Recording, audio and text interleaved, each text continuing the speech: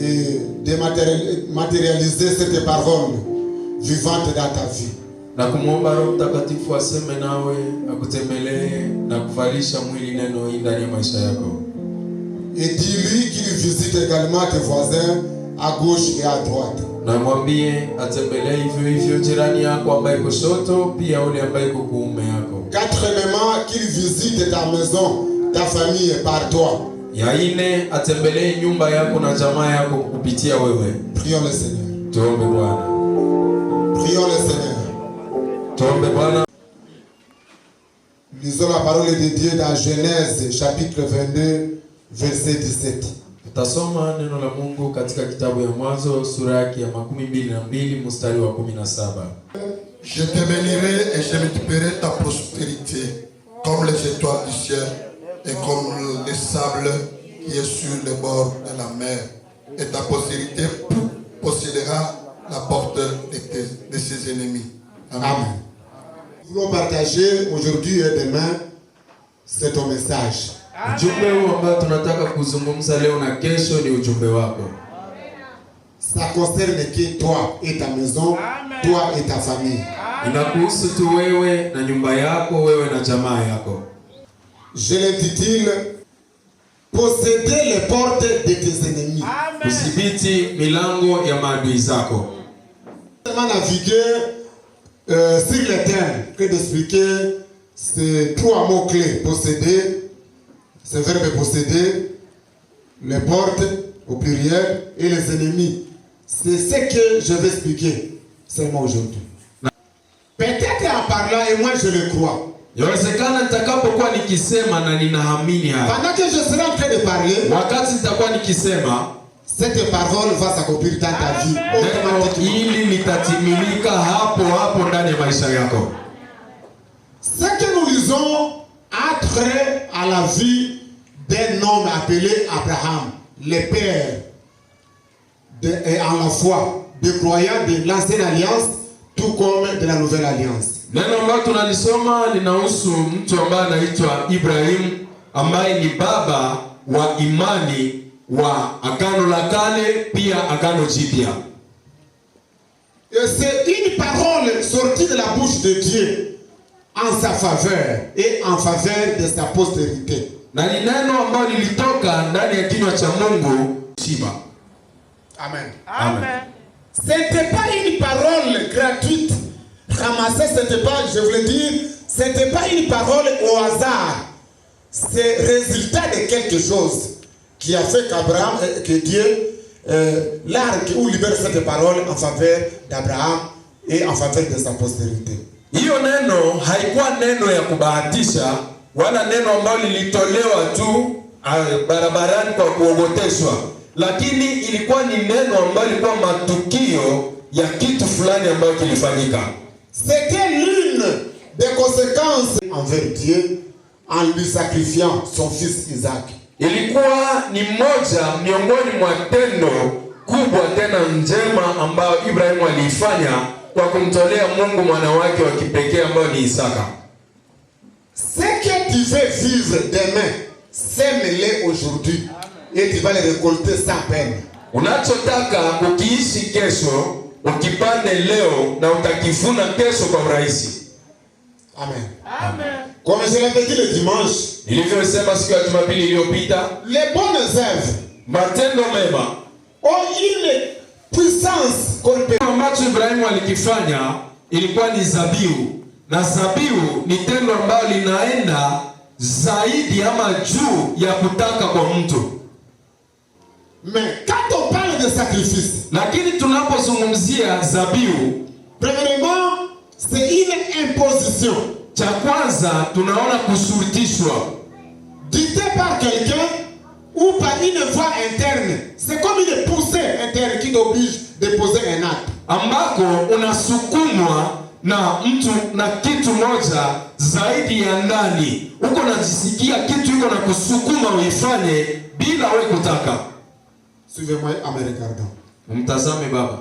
Pour reconnaître une offrande à la dimension d'un sacrifice, premièrement, le tout premier signe, c'est le combat interne. Kwa kutambua sadaka ambayo ni zabihu, alama ya kwanza na kuwaka ni vita ya ndani.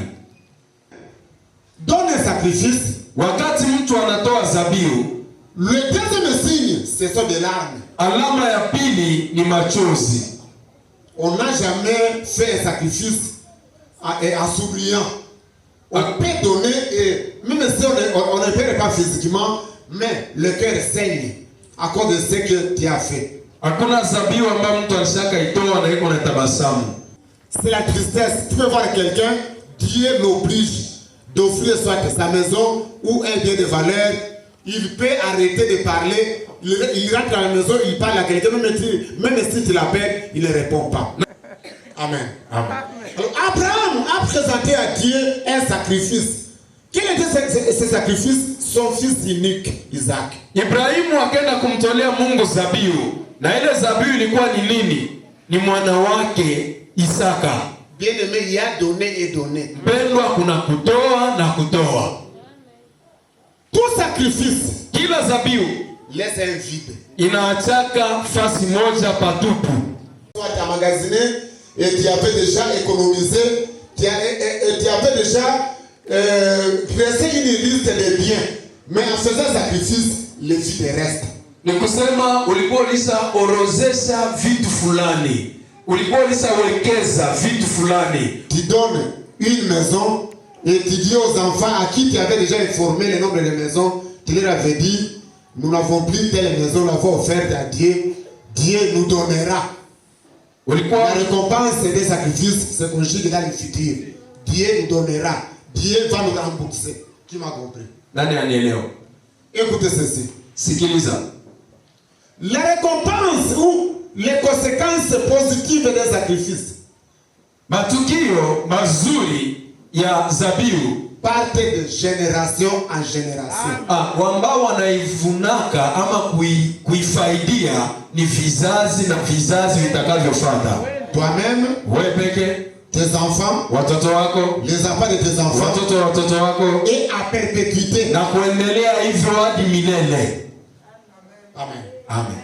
Abraham, après avoir posé l'acte, Ibrahimu baada ya kufanya ile tendo, Dieu lui fit 3 promesses très importantes. Mungu akampa ahadi 3 ya muhimu sana. Premièrement, Ya kwanza, il lui dit, je te bénirai. akamwambia nitakubariki. Deuxièmement, Ya pili, il lui dit, je multiplierai ta postérité. anamwambia nitazidisha uzao wako.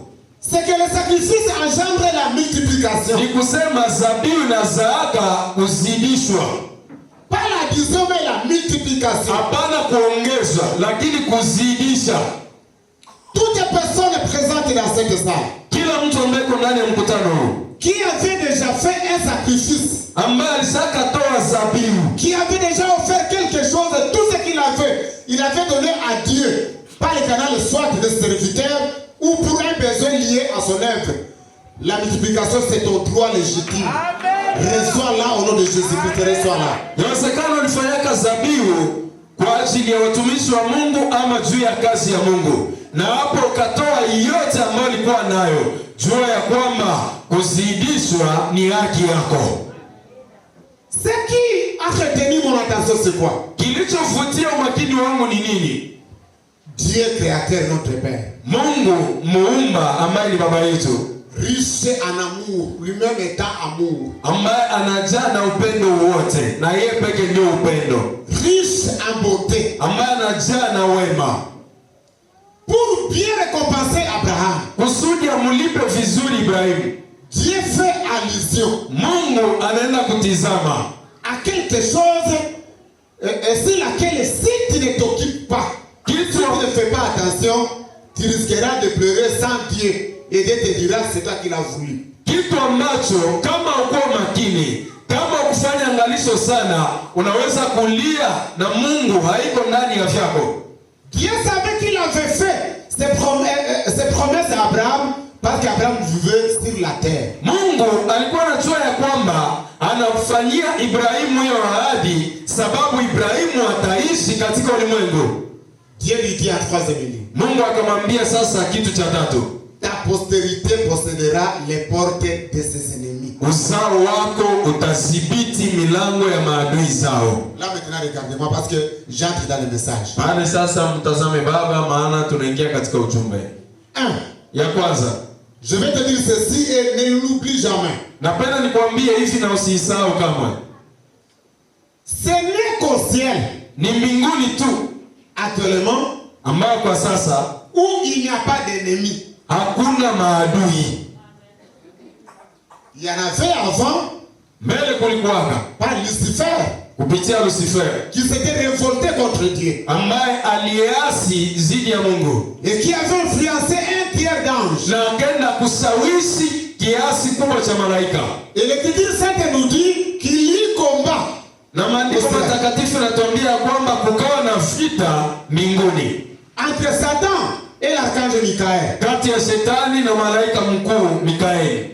Mais depuis l'avènement de Jésus-Christ, lakini tangu kuja kwa Yesu Kristo, qui est assis à la droite de la majesté divine, ambaye anaketi kulia kwa enzi ya Mungu au ciel, mbinguni, à partir d'aujourd'hui, tangu leo, à partir de ce jour-là, voulais-je dire, tangu ile siku jusqu'aujourd'hui, mpaka sasa et éternellement, na hadi milele, au ciel, mbinguni il n'y a pas d'ennemi. hakuna adui.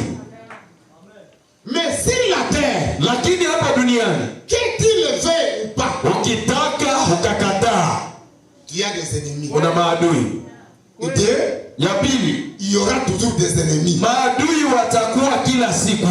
Même si tu pries, Hata ukaomba, même si tu gênes, hata ukafunga, notre positionnement physique, hali yetu ya kimwili kwa sasa, là où Dieu nous a placés, mahali ambako Mungu anatufikisha, fait en sorte qu'il ne manque pas d'ennemis sur la terre. inafanya ya kwamba hapa rosa jinsi wengine wanaifanya leo, Et que Dieu est arrivé à tuer tous ses ennemis dans un seul jour. na Mungu ende amalize wale maadui wote ambao uliofanya muorosa yako. Je te dis, même à distance, les autres naîtront. Na kuambia hata kwa mbali wengine maadui watazalika.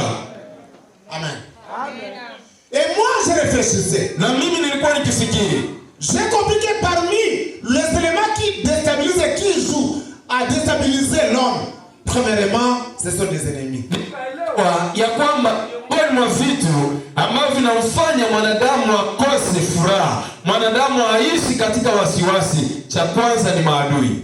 Et si Dieu, pour prouver à Abraham qu'il l'a réellement récompensé, il lui dit, ta postérité possédera la porte de ses ennemis. Na Mungu kusudi ende amhakikishie Ibrahim. Amen. Amen. Et moi je le répète, Na mimi narudilia, de la part de Dieu, kutoka kwa Mungu et au nom de Jésus-Christ, na kwa jina la Yesu Kristo, toi et ta postérité, wewe na uzao wako vous possédez et vous posséderez toutes les portes de vos ennemis au nom de Jésus-Christ. mnadhibiti na mtaendelea kuidhibiti milele milango ya maadui zenu. Même ton bébé là, Hata yule mtoto wako mchanga il possède et possédera toutes les portes de ses ennemis. anadhibiti na atadhibiti tena milango ya maadui zake wote. C'est parmi les bénédictions, c'est parmi les grandes richesses que Dieu nous donne. Mpendwa, ni miongoni mwa baraka, miongoni mwa mautajiri kubwa ambao Mungu anatupea.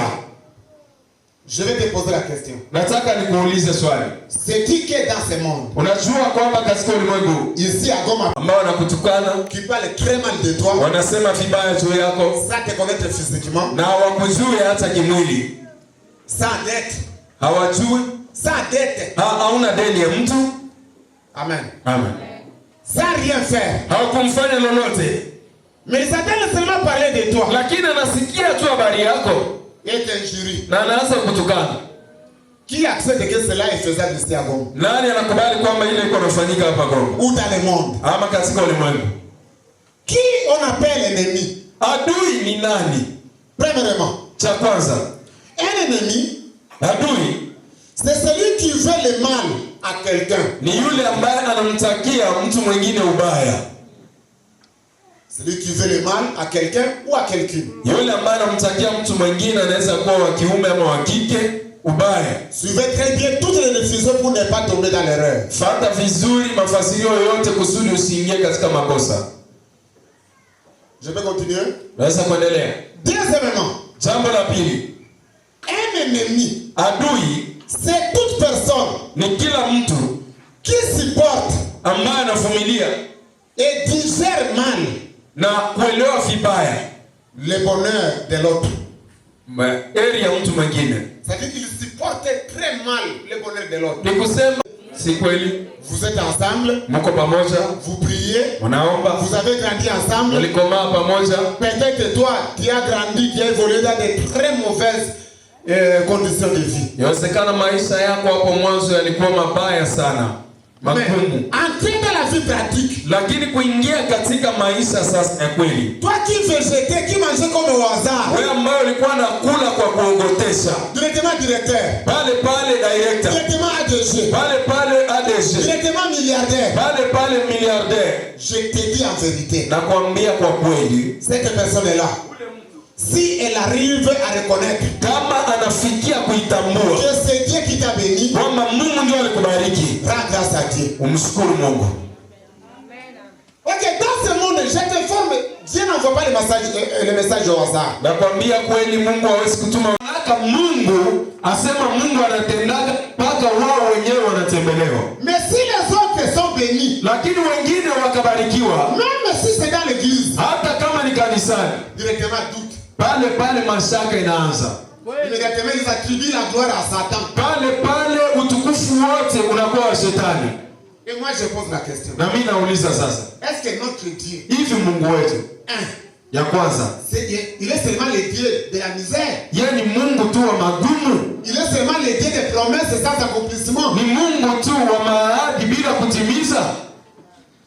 Amen. Amen. À l'église, nous venons tous ensemble. Kanisani tunakuja sote. Mais il n'y a pas de secrétaire de Dieu au milieu de nous. Na katikati yetu hakuna katibu wa Mungu. Il n'y a pas de conseiller. Hakuna mshauri wa Mungu. Dieu dans sa souveraineté. Mungu katika taka kwake. Il peut fermer les yeux, commencer par qui il veut. Anaweza kufunga macho na anazia kwa yule ambaye anamtaka. Soit il élève, Yawezekana anamuinua, soit il lui donne. yawezekana anampea. Amen. Amen. À ton tour, Na kwa turu yako sasa, glorifie Dieu. mshukuru Mungu. Parce que nous avons un Dieu qui agit. Maana tuna Mungu ambaye Nous anatenda. avons un Dieu qui promet Tuna Mungu ambaye anaahidi et qui accomplit. na anatimiza ahadi. Amen. Amen. Il n'est pas seulement le Dieu des petites choses. Yesu Mungu tu wa mambo madogo. Et ce ne sont pas seulement les pauvres qui ont Dieu. Na si maskini tu ndio wanakuwa na Mungu. Qui t'a dit que c'est seulement ceux qui passent par des conditions difficiles qui ont Dieu dans leur vie? Nani alikwambia ya kwamba ni wale tu ambao wanapitia maisha magumu ndio wana Mungu ndani ya maisha yao? Que quand on prospère, Kwamba wakati mtu anafanikiwa, c'est que là on n'a plus Dieu. ni kusema pale yeye ana tena Mungu. Un ennemi, Adui c'est une personne qui digère mal le bonheur des autres. ni mtu ambaye anaelewa vibaya heri ya wengine. 3. Ya tatu, Un ennemi, adui c'est toute personne ni kila mtu qui ne voit ambaye anaonaka que le point négatif de l'autre. anaonaka tu udhaifu ama hali mbaya, anaonaka tu vitu kwa hali mbaya kwa mtu, Malgré les qualités lui reconnues par une multitude. ijapokuwa ubora ambao wengine wanamuona nao yule mtu. Aucun homme dans ce monde Hakuna mtu katika ulimwengu n'est 100% bon ou bien 100% mauvais. ambaye yeye ni asili 100% mzuri au iko asili 100% mbaya. Dis à ton voisin, Ambia adui yako, tu as aussi des qualités. ambia jirani kwamba unakuwa pia na mambo bora ndani yako. Toute personne a des côtés positifs. Kila mtu anakuwa na ngambo nzuri, Malgré les faiblesses, ijapokuwa udhaifu. il y a quelque part même une seule qualité. Kuna kuwaka hata kitu moja bora ndani ya mtu. Mais il y a dans ce monde, Lakini ndani ya ulimwengu kunao watu même lorsque toute l'assemblée acclame, ambao hata mkutano mzima unashangilia mtu, mais lorsque lui est contre toi, lakini kama yeye anakuchukiaka tu, écoutez ce qu'il va dire. sikiliza kitu atasema. Vous acclamez quoi? Muko nashangilia nini? Qu'est-ce qu'il y a là-bas? Pale kuko nini? Il n'y a rien. Mimi sione kitu pale. Même s'il a très bien porté. Hata kama mtu alivaa vizuri. Sasa mimi nakuuliza. Unapenda avale manjanja? Au avale basho? Amen. Amen. Basi ndio kufanya gani? Kuko mangu hapa kudunia. Qu'est-ce que toi tu fais? Wewe unapenda nini? Même s'il chante très bien comme frère Freddy. Hata kama anaimba vizuri sana ndugu Freddy. Même si on chante ici très bien, chante très bien. Hata kama waimbaji wetu hapa wanaimba vizuri. Mais si un sorcier a déjà échoué. Lakini kama mchawi alishashindwa. Quand se chante nos chante ici. Alishashindwa kinyume na waimbaji wetu. Tasikia allez à Lubumbashi. Mwende Lubumbashi.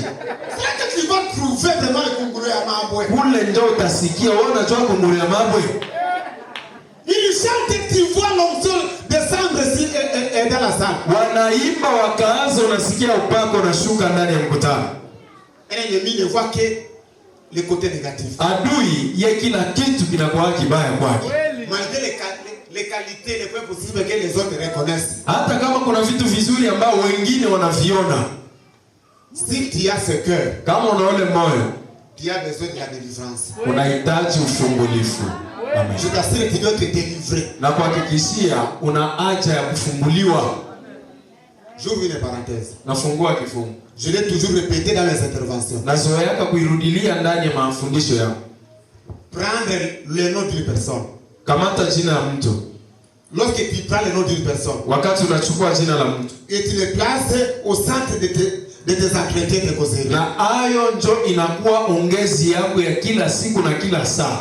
Cette personne là, ule mtu vous domine. Anakutawala. Parce que tu deviens son esclave. Sababu wewe unakuwa mtumwa wake. Tu ne peux pas dormir. Hauwezi kulala si tu n'as pas encore jeté même 2 mots contre lui. Kama haujataja jina yake hata mara mbili. Travailleur sans salaire. Mtumishi bila mshahara. Il faut que tu marques ta présence. Inabidi kila siku ujulishe ya kwamba ulifanya kazi yako. En citant son nom négativement. Ukitaja jina yake kwa ubaya. Et là maintenant tu as sommeil et ton cœur est apaisé. Pale roho yako inashuka na unapata mpaka na usingizi.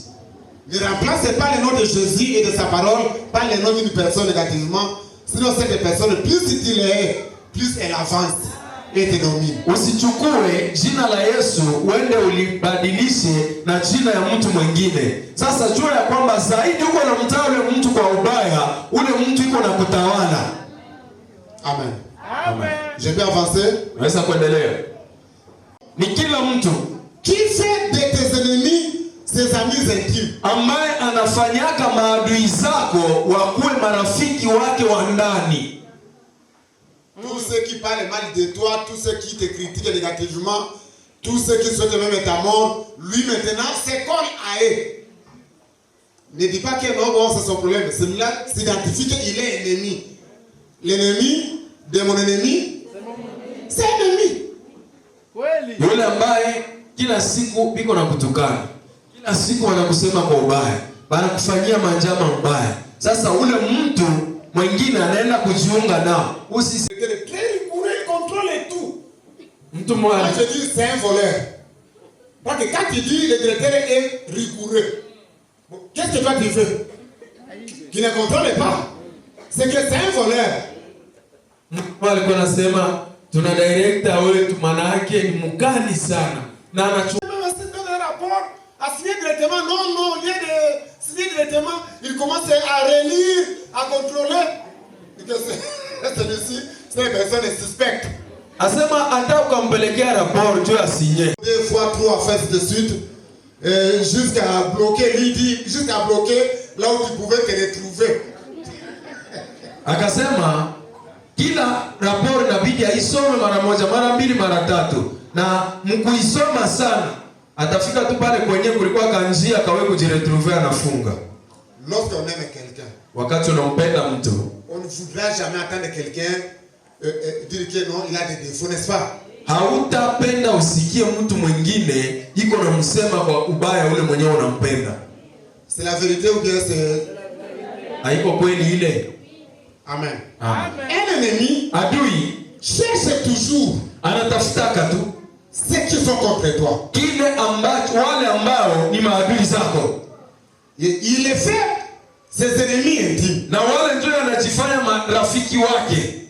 Il les côtoie régulièrement. Mara kwa mara anawatembelea. Il est avec eux et les apprécie. Mara kwa mara iko nao na kuwatapa sana. Même s'il ne parle pas. Hata kama aseme. Mais cet attachement c'est un langage. Lakini ile kuambatana na maadui tayari ni usemi. Amen. Amen. Un ennemi, je continue. Adui inaendelea. C'est toute personne qui combat l'autre et les hait sans motif valable. Ni mtu yeyote yule ambaye anampiganisha mwingine bila sababu ya kweli.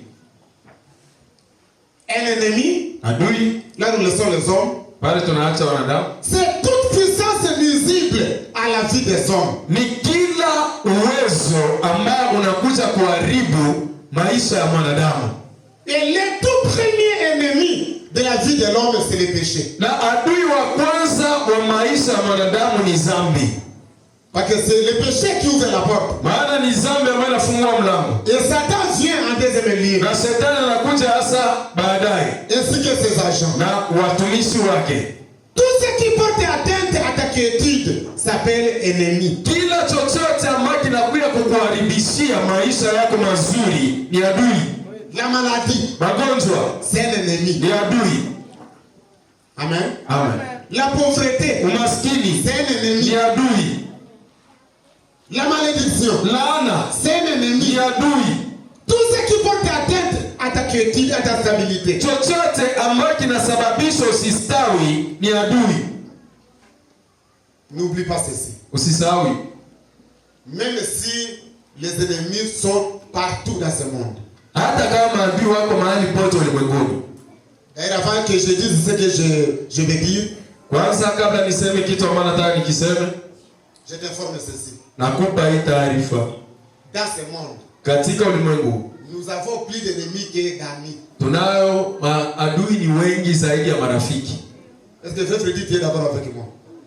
Nous avons plus d'ennemis que d'amis. Maadui wetu ni wengi zaidi ya marafiki zetu. Et cela ne date pas d'aujourd'hui. Na ile haikuanza leo. C'est depuis l'ancien temps. Ni tangu wakati wa kale. David a dit, Daudi anasema, mes ennemis sont plus nombreux que les cheveux de ma tête. Maadui zangu ni wengi zaidi ya nywele ya kichwa changu. Mais malgré leur multitude, lakini japokuwa wingi wao, tout ennemi, kila adui a ses ennemis. Anapia maadui zake. Tout ce qui t'injurie, wote ambao sont aussi injuriés quelque part. Na hao wanatukaniwa nafasi fulani. Tout ennemi a ses ennemis. Kila adui ana maadui zake. Lorsqu'il termine de t'injurier, anapomaliza kutusi, de parler en mal, na kusema kwa ubaya, c'est une semence. Ni mbegu. Dieu lui donne aussi l'accès. Mungu anampatia vile vile de récolter ce qu'il a semé chez toi. Ya kuvuna kila ambacho alikipanda kwako. Le souhait de mon cœur. Acha moyo wangu. Et que cette personne-là, ni kwamba yule mtu, ou bien ces personnes-là, ama wale watu qui te font pleurer amèrement, ambao wanakulilisha kwa uchungu chaque jour, kila siku, il ne se passe point un mois, kusipite mwezi mmoja, ça que tu appelles que l'autre a dit ça, bila wewe kusikia fulani alisema hivi, tu dis qu'est-ce que je leur ai fait, unauliza mimi niliwafanya nini? Que Dieu leur accorde aussi leur récolte. Mungu awafanye wafune sasa. Que Dieu leur donne l'occasion pour récolter. Mungu awapatie sasa kibali cha kuvuna. Afin que Dieu ait la paix. Kusudi upate amani. N'oublie pas. Usisahau. Même le numéro 1 parmi tes ennemis. Hata ule adui ambaye ni kiongozi wa maadui zako. Il a aussi ses ennemis. Na yeye ana maadui zake. Amen. Amen. Dieu dit à Abraham. Mungu anamwambia Ibrahimu. Ta postérité. Uzao wako. Possédera la porte de ses ennemis. Utadhibiti milango ya maadui zao. Je suis en train d'expliquer les termes. Niko nafasiria mada. Posséder. Kudhibiti. Là nous entrons au deuxième point. Pale tunaingia kwa nukta ya pili.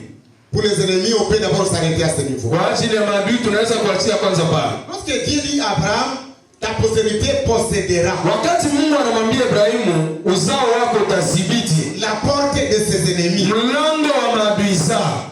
Posséder, qu'est-ce que veut dire posséder? Kudhibiti inamaanisha nini? Posséder, c'est être maître de. Kudhibiti inamaanisha kuwa bwana wa. Amen. Amen. Et un maître, na yule ambaye ni bwana, C'est une personne qui exerce de l'autorité. Ni mtu ambaye anatumikisha mamlaka Sur l'autre. juu ya mwingine Ou sur quelque chose. ama juu ya kitu fulani. Amen. Amen. Posséder, Kudhibiti c'est avoir de la domination. ni kutawala, kuwa na mamlaka, Si quelqu'un kumtawala mwingine ou si ses ennemis, ama kutawala maadui. bouge tes pieds, dis je domine. Piga miguu chini, sema natawala. Dis à partir d'aujourd'hui Sema tangu leo et pour toujours, hadi milele je domine tous mes ennemis. natawala maadui zangu. Dieu t'établit maître par cette parole, tu deviens maître sur tes ennemis. Tu domines sur tous tes ennemis au nom de Jésus. Anakufanya kuwa bwana juu ya maadui zako wote na unawatawala. Amen. Amen. Posséder, Kudhibiti c'est soumettre. ni kwenda kumshurutisha mtu atii. Fais comme ça. Fanya hivi. Dis au nom de Jésus-Christ. Au nom de Jésus-Christ.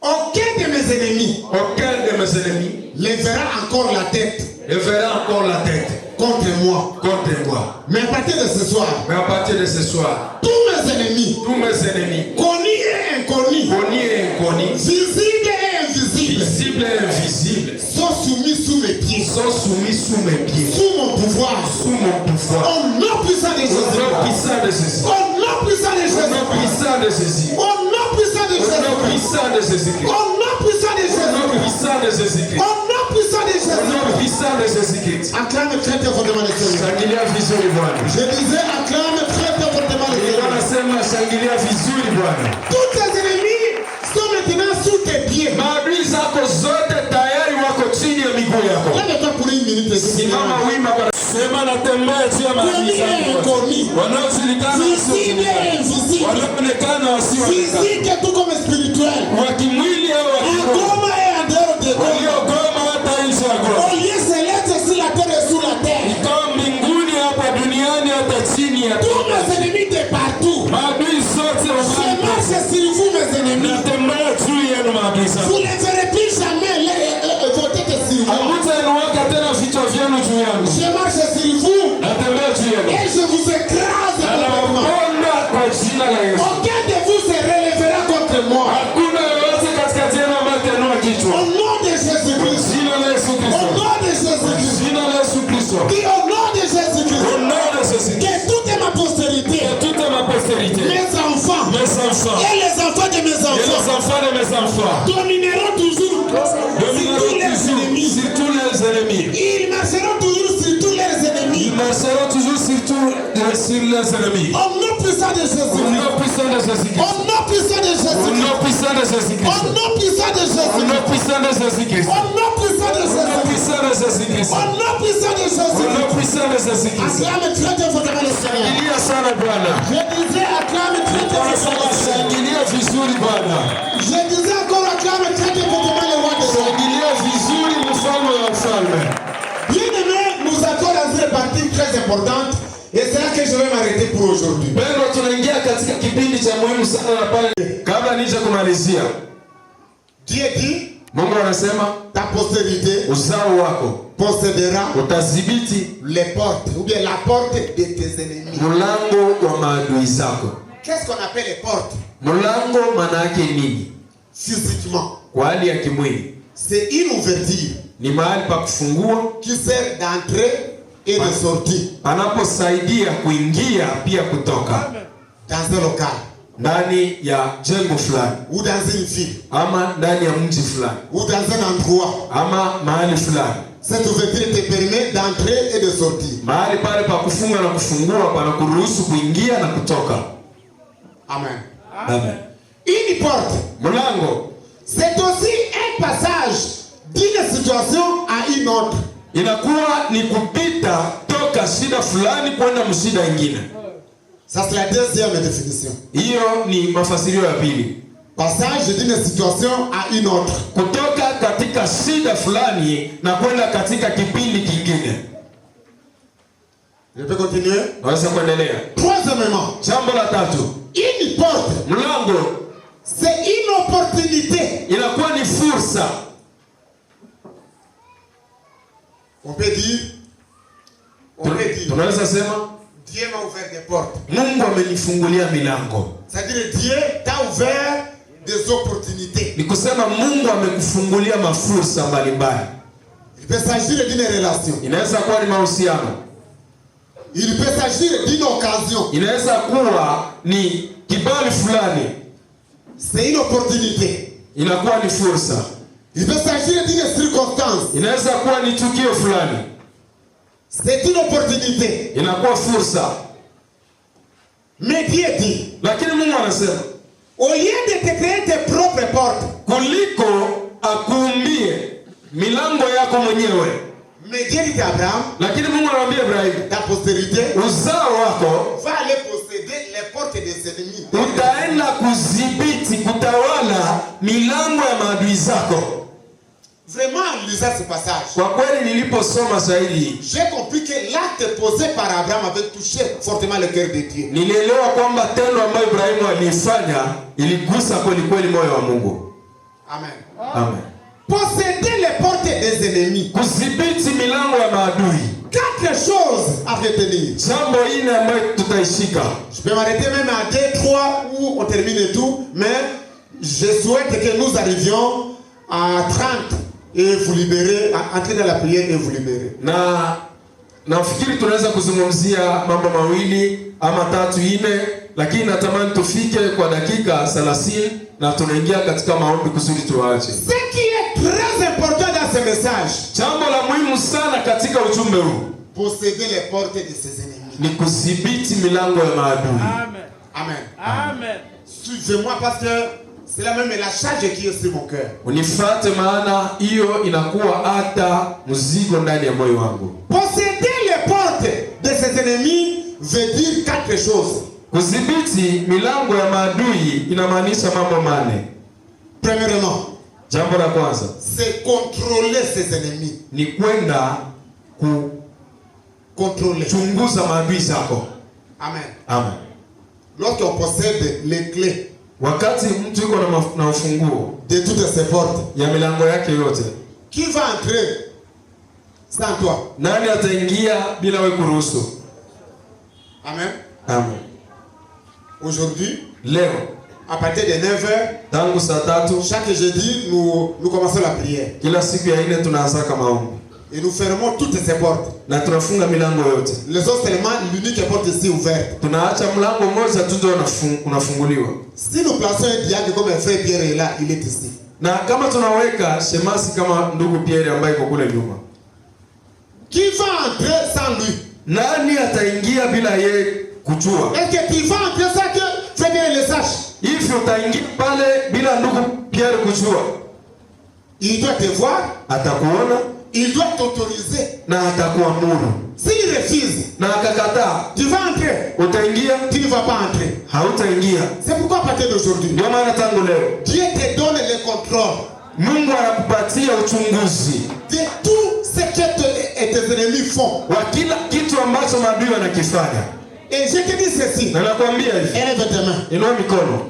Tes ennemis Maadui zako te trouveront partout sur leur parcours. kila fasi kwenye watakamua kwenda kuteta mahali fulani, Ils vont constater que cette personne-là wataenda kugundua kwamba ule mtu t'aime beaucoup. anakupenda sana. Ça veut dire que tes ennemis vont te trouver partout. Ni kusema maadui watakuta mahali pote, Là où ils souhaitent te détruire, mahali ambako wanataka wakuharibishie. Dieu les défense déjà. Wewe unawatangulia tayari. Dieu Mungu les défense déjà. Il prépare déjà ton bon témoignage. anatayarisha na ushuhuda mzuri, Et il place l'amour dans le cœur de ces na gens. anaweka upendo na mioyo ya wale watu. Afin que partout ils passeront, Itafikia mahali pote watapita, ils seront toujours bloqués et confus. watajikuta tu wanasimamishwa na wanachanganyikiwa. Dès qu'ils citent ton nom, Wanapotaja tu jina lako, ils vont trouver l'opposition. watakuta mahali Ce pote, n'est pas seulement physiquement. haiko tu kimwili. C'est-à-dire qu'ils vont croiser les personnes qui sont pour toi. Ni kusema watakutana na watu ambao wako upande wako, C'est tout leur parcours. ni katika mahali pote ambako watapita, Même là où toi tu n'as jamais été physiquement. hata kule ambao wewe hujawahi kufika kimwili.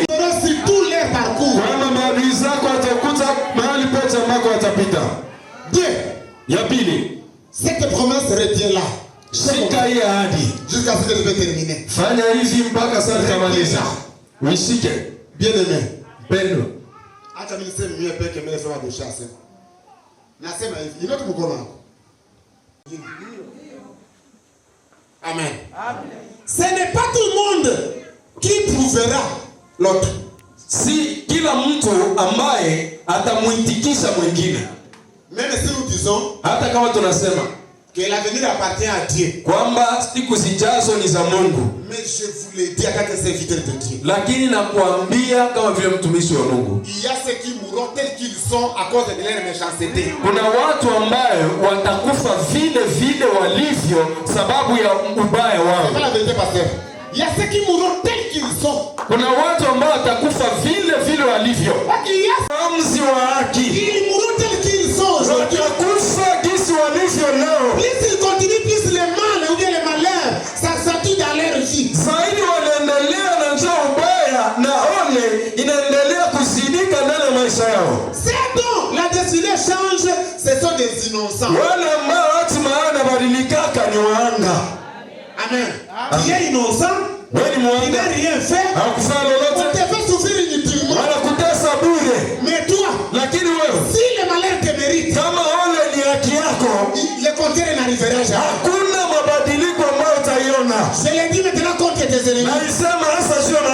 Aucun de tes ennemis te trouvera le souhait de son cœur.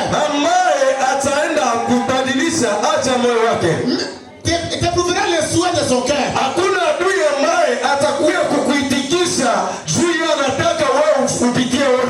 Écoutez ceci. Sikiliza. Fais comme ça des mains. Fanya mikono mbili. Plus tes ennemis. Zaidi maadui zako. Te souhaitent le malheur. Wanakutakia ubaya. Plus les dieux d'Israël te bénissent. Zaidi msama. Dans le malheur. Ndani ya ole. Et à tomber sous tes pieds. Na kuanguka chini ya miguu yako. Plus ils te souhaitent la mort. Zaidi wanakutakia kifo. Plus elles-mêmes s'approchent de la mort. Zaidi wenyewe wanasogelea kifo. Plus ils désirent ton échec. Zaidi wanatamani kushindwa kwako. Plus ils détruisent des portes. Zaidi Mungu anakufungulia milango. Plus ils détruisent ta réputation. Zaidi wanaharibisha ushuhuda wako. Plus les hommes t'aiment et les gens t'aiment. Zaidi watu wanakupenda sana. Tout ce que les ennemis souhaitent. Yote mama adui anakutakia. Justement contre toi n'arrivera jamais. Bila sababu juu yako haitafikia kamwe. Dis amen cette fois au nom de Jésus. Amen. Amen. Amen. Amen. Amen. Amen. Amen. Et acclame très très fortement Jésus. Ndiyo sana Yesu. À partir d'aujourd'hui, Tangu leo tu contrôles tes ennemis. unaanza kuchunguza maadui zako. Qui t'aiment, Watu ambao wanakupenda ils t'informeront. watakupa taarifa. Nous avons vu tes passés. Tulimuona fulani alipita hapa. Alisema hivi. Alisema hivi. Chaque que tu leur demandes de parler. Ila wako wauliza wakwambie. Vous savez, lorsqu'on aime quelqu'un, Unajua wakati unampenda mtu on les dit aussi informés. unakuyaka On les dit aussi informés. unakuyaka kumpatia taarifa. On lui donne les informations. Unamleteaka mataarifa. C'est pourquoi, Ndio maana partout où tes ennemis passeront, mahali pote ambako maadui zako watapita ils trouveront ton nom là-bas. watakuta jina lako kule. Acclame encore le Seigneur. Shangilia tena Bwana. À partir d'aujourd'hui, Tangu leo parle comme au hasard. sema mwewa tu. Parle dans le vide. Sema tu hivi. Parle dans l'air. Sema mwewa tu. Lance cette parole. Tupa hii neno. Qui vous mes ennemis, Vous mes ennemis, je vous contrôlerai toujours. je vous contrôlerai toujours. Vous ferez rien qui m'échappe. Ferez rien qui m'échappe. Tout ce que vous ferez Tout ce que vous ferez échouera toujours. sera toujours Et je le saurai et je le saurai à la même seconde. la même seconde. Au nom de Au Jésus-Christ. nom de Jésus-Christ. Tous les mouvements que vous allez faire, Tous les mouvements que vous allez faire, je les saurai. je les saurai. Je serai toujours informé. Je serai toujours informé. Et cela aboutira à un échec total. Là, vous direz un échec total. Au nom puissant de Au Jésus-Christ. puissant de Jésus. Au nom puissant de Au Jésus-Christ. puissant de Jésus. Acclame très très fortement Jésus. Shangilia sana Yesu. Au nom de Jésus. Lis la parole au geste. Soma neno na matendo. Dis au nom de Jésus. Au nom de Jésus. Tous mes ennemis Seront parleront. toujours bâtis par moi. Je battrai toujours tous mes ennemis. Battez toujours mes ennemis. Au nom de Jésus. Au nom de Jésus. Au nom de Au Jésus. nom de Jésus. Mes ennemis. Mes ennemis. De devant. De derrière. De derrière. De gauche. De gauche. Et de droite. Et de droite. Je vous battrai toujours. Battez toujours. Allez, tournez derrière, à gauche, à droite. Geuka nyuma, Dis, mbele, je vous kushoto. battrai toujours. Je vous battrai toujours. Que vous veniez devant moi. Vous veniez devant moi. Ou derrière moi. Ou derrière moi. Ou à ma gauche. Ou à ma gauche. Ou à ma droite. Ou à ma droite. Vous serez tous bâtis au nom de Vous serez Jésus. tous bâtis au nom de Jésus. Vous serez tous bâtis au nom Vous de serez Jésus. tous bâtis au nom de Jésus. Tous ceux qui étaient ennemis. Tous ceux qui étaient ennemis. Disent et font contre toi. C'est un échec. Yote mama adui wanaisema na wanaifanya kinyume na wewe inashindwa. D'accord, vous mes ennemis. Vous mes ennemis. Tout ce que vous dites. Tout ce que vous dites. Même ce que vous direz. Même ce que vous direz. Tout ce que vous faites. Tout ce que vous faites. Et même ce que vous ferez. Ce que vous ferez. C'est toujours un échec total. Toujours un échec total. Et tous les mal. Et tous les mal. Que vous me souhaitez. Que vous me souhaitez. Et tous les contre vous-même. Au nom puissant de Jésus-Christ. Au nom puissant de Jésus. Au nom puissant de Jésus. Acclame 3 fois le Seigneur. 3 fois. Première fois. Deuxième fois. Troisième fois. Dis Jésus qui est le roi des rois. Jésus qui est le roi des rois. Acclamons-le très très fort. Udhibiti milango ya maadui zako. C'est les dominer. Ni kuwatawala. Les dominer. Kuwatawala. Dominer veut dire kutawala maana yake être à la tête. Kuwa kuongozi. Si toute chose. Juu ya kila kitu. Tu crois en cela? Nani anaamini? Que tu seras toujours la tête à toutes bonnes choses. Pas dans le malheur. À toutes bonnes choses de toi et ta postérité. La tête à toutes bonnes choses. Katika kila kitu kizuri, wewe utakuwa kichwa, wewe na uzao wako. Aucun ennemi te dépassera. Hakuna adui ambaye atakuwa juu yako. Tous seront la queue. Wote watakuwa mkia. Mais toi toujours la tête. Lakini wewe kila siku kichwa. Acclame encore Jésus. Shangilia tena Yesu. Nous terminons 4. Tunamaliza ile. Posséder les portes de ses ennemis. Udhibiti milango ya maadui. Oh Jésus. C'est les déposséder. Ni kwenda kuwafua mamlaka. C'est-à-dire leur priver. Ni kwenda kuwanyima de tout ce qu'ils possédaient. Na kila kitu ambayo wako nacho. Amen. Amen. Aujourd'hui tu as la grâce. Leo na neema. Amen. Dieu prend. Mungu anachukua. Bien-aimé, je ne vous flatte pas. Mpendwa, siwadanganyi. Je ne te flatte pas. Mimi sikudanganyi. Mais je te dis ce qui est dans la Bible, la parole de Dieu. Lakini nakwambia kitu ambacho kiko ndani ya Biblia, neno la Mungu. Tout ce qui appartenait à tes ennemis. Yote ambayo ilikuwa ya maadui zako. Passe chez toi. Inapita kwako. Amen. Tous les biens. Vyote vitu. Tout ce qui était positif. Kila kitu ambacho kilikuwa kizuri. Entre les mains de tes ennemis. Mikono ya maadui. C'est tout cela qui voulait, qui souhaitait ta mort. Zaidi wale ambao walikuwa wanatamani ufe. Et ton malheur. Na wale yako. Ça passe chez toi. Inapita kwako. Écris Esther. Andika Esther. Chapitre 8. Sura ya 8. Verset 1 à 2. Mstari wa kwanza mpaka wa pili. Écris encore Esther chapitre 10. Andika tena Esther 10.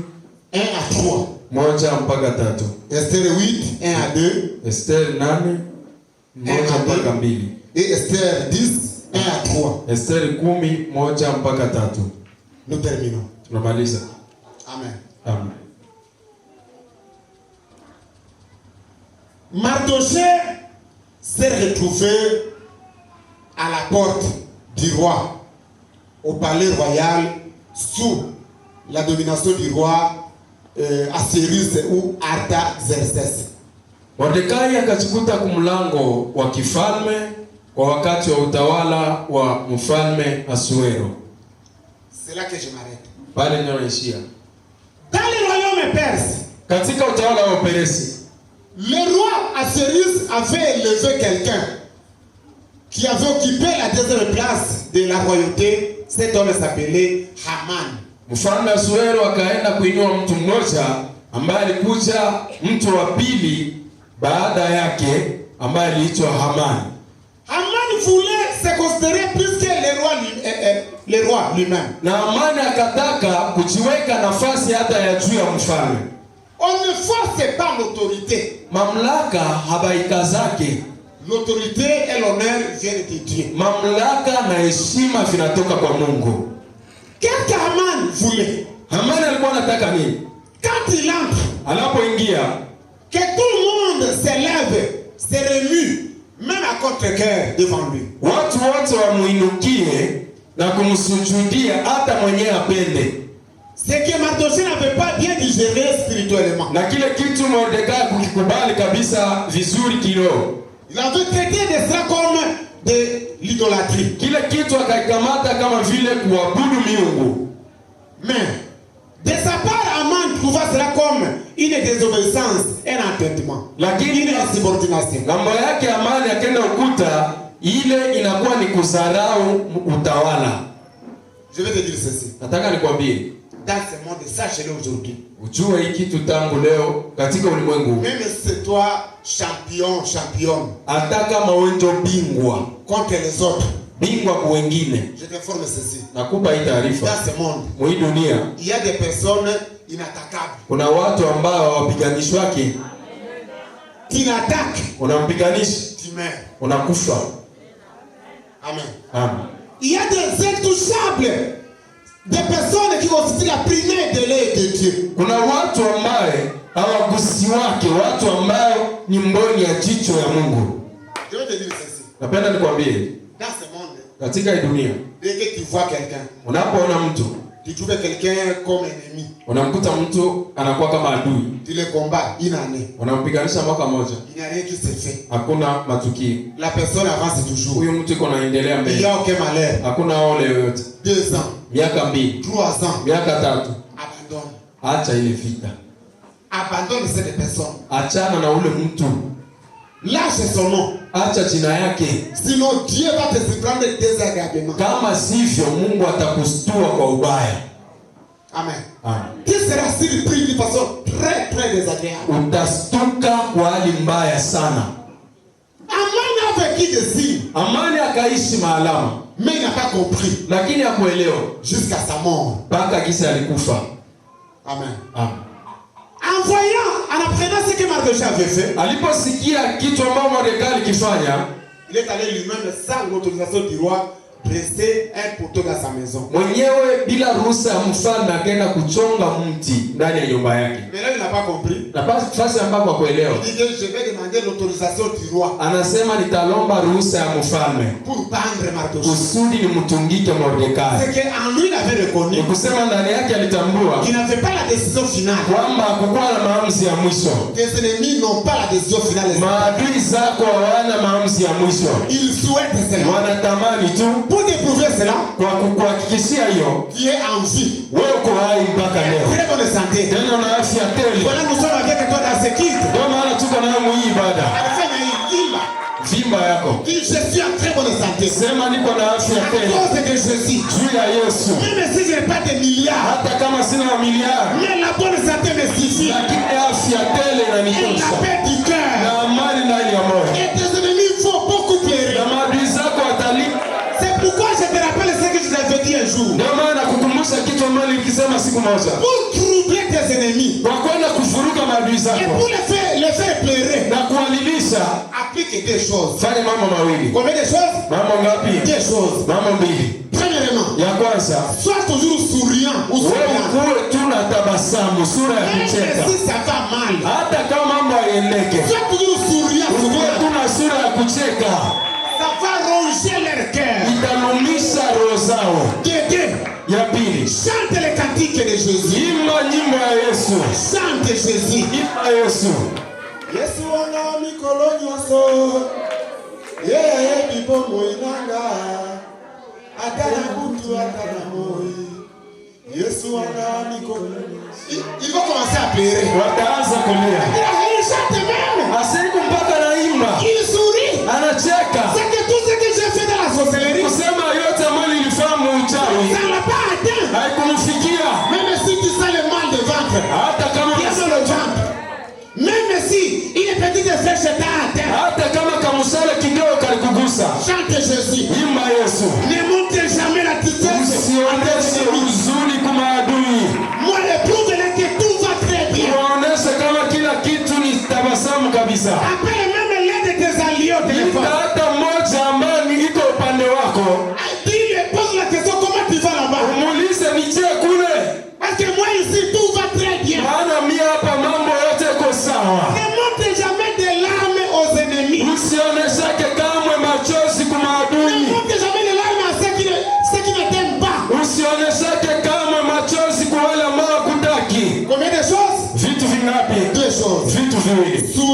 Tabasamu. Et chante Jésus. Na uimbe Yesu. Je t'ai pas dit de chanter Luambo. Sikwambia uimbe Luambo. Mais chante qui? Imba nani? Chante Jésus. Imba Yesu. Pas de cantique païen de moi qui est là, non, non. Hapana majimbo ya kipagani ya mambo akela. Ya mafumbo. Amen. Amen. Chante Jésus. Imba Yesu. Et souris toujours. Na utabasamu. Troisième chose. Jambo la tatu. Sois toujours propre. Kuwa safi mwenye kutakata. Sois toujours propre. Ataka mambo aendeke kuwa mwenye kutakata. Si tu n'as que ça la vie, sois toujours comment? Hata kama uko na nguo moja tu, wewe uko mwenye kutakata yako. 4. Ya nne. Ne panique pas. Usitetemeke. Parce qu'il y a d'autres personnes. Maana kuna mtu mwingine. Moins de problèmes. Katatizo kidogo Il n'a tu. pas dit mais dis-lui seulement son dit. En tout cas, c'est un problème. Yeye ayasema ukamwangalia tu unasema huyu yuko na shida. Amen. Amen était Mardochée était tranquille. Mordekai alikuwa anatulia. Et pourtant c'était un esclave. Na kumbe alikuwa mtumwa. Et il était où? Na alikuwa wapi? À la porte. Mlango. Il pose la prière de ce soir plutôt. Maombi ya magharibi ya leo. Que Dieu, Mungu. Ya kwanza. Change. Abadilishe. Tout ce que les ennemis ont planifié. Yote ambayo maadui walipanga. Qu'il les change en bien. Aibadilishe kwa uzuri. À notre faveur. Kwa ajili yetu. Deuxièmement. Jambo la pili. Que Dieu, Mungu retourne arudishe contre nos ennemis maadui zetu tous les mal qu'ils nous ont souhaité. wale wote ambao walitutakia. Celui qui creuse la tombe, Ambaye anachimba shimo, il tombera. mwenyewe atatumbukia ndani. Amen. Amen. À la fin des comptes, Na kwa mwisho Dieu Mungu entrait dans le cœur du roi Assyrie. akaingia ndani ya moyo wa mfalme Asuero. Jusqu'à ce qu'Aman était dénoncé. Mpaka pale kwenye amani akaenda kushakiwa kwa mfalme. Je vais très vite. Nenda haraka haraka. Jusqu'à ce que Arbona, Mpaka les bois qui étaient dans la maison d'Aman, akaenda kumwonyesha mfalme ya kwamba ndani ya nyumba ya amani kuna mti. je te dis ceci ce soir. Nakwambia hivi magharibi ya leo. Toi qui n'as personne, Wewe ambaye huna mtu. que Dieu t'envoie quelqu'un. Mungu akutumie mtu. Dieu t'envoie. Mungu anakutumia mtu. Dieu t'envoie Arbona.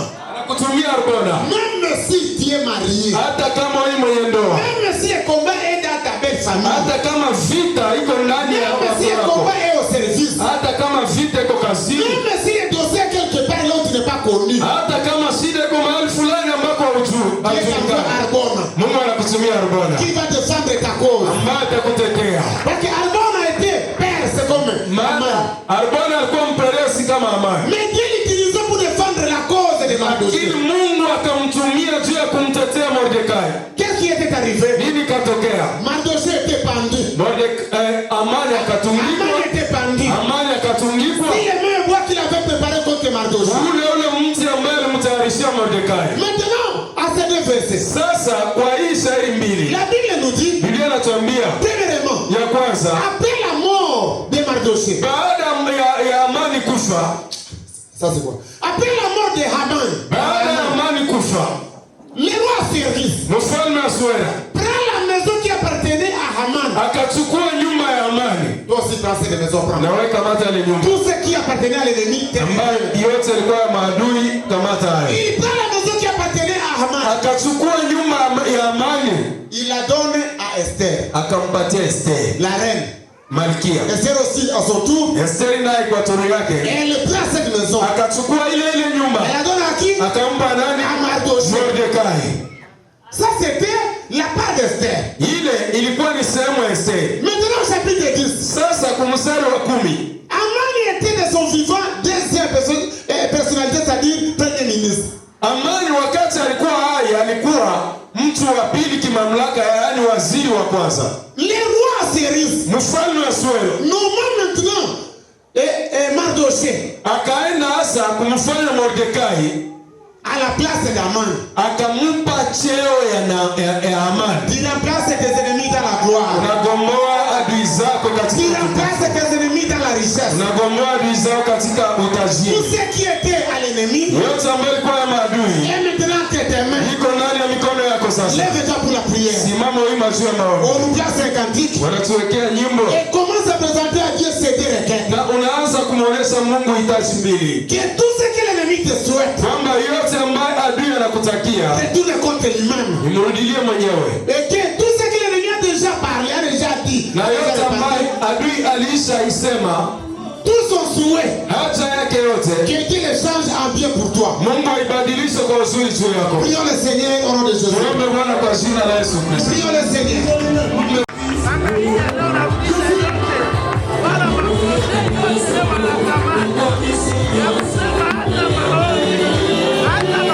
Prions le Seigneur. Tuombe Bwana.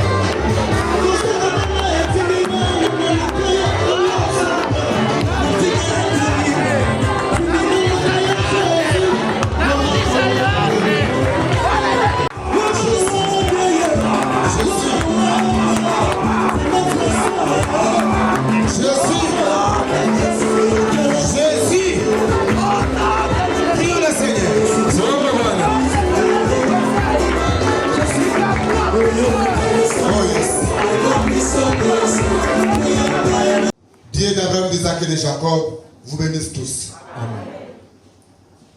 À partir de maintenant Tangu sasa et à perpétuité, hadi milele, possédez toujours et partout toutes les portes de vos ennemis. zibiti kila siku na mahali pote milango yote ya maadui zako. Et que tu vives, toi qui m'écoutes, toi et ta maison, que vous viviez le contraire du souhait et des attentes de vos ennemis au nom de Jésus-Christ. Na wewe ambao kuna Plus vos ennemis vous haïssent, plus vous montez et vous progressez et vous allez de l'avant au nom puissant de Jésus-Christ. zaidi maadui zenu wanamichukia, zaidi mwendelee mbele, zaidi mpande juu sana kwa jina la Yesu.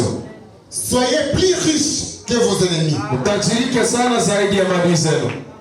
Soyez plus haut que vos ennemis au nom de Jésus. Mwinuliwe juu sana zaidi ya maadui zenu kwa jina la Yesu. Soyez très en paix que vos ennemis au nom de Jésus-Christ. Muishi kwa amani sana zaidi ya maadui kwa jina la Yesu. Et vivez très longtemps que vos ennemis au nom de Jésus-Christ. Siku nyingi zaidi ya maadui zenu kwa jina la Yesu. Que Dieu vous bénisse tous Mungu awabariki nyote d'avoir répondu à ce premier jour de notre programme. kwa kufika kwa hii siku ya kwanza ya mpango wetu, Et qu'il vous donne la force d'être là demain na wape matin de 8h à 12h. ya kufika hapa kesho asubuhi tangu saa 2 mpaka saa 6 Au nom de Jésus-Christ. kwa jina la Yesu Kristo. Amen. Amen. Acclamons frère de votre